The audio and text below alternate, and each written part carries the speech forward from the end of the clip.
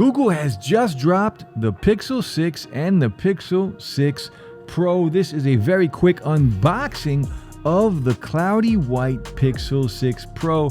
Now, shout out to Google for sending this my way to check out and to review. Unfortunately, we do have an embargo right now, so we're not going to talk about any details, anything specific, just a quick look at the case and a quick unboxing of the cloudy white Pixel 6 Pro. It does come in 3 different colorways: stormy black, cloudy white, and sort of sunny. And of course, the case here.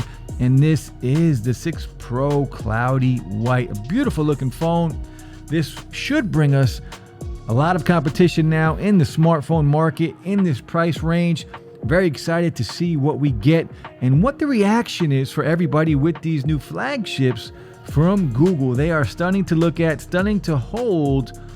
As you can see here, how nice this looks. That black camera bump all along the back, front.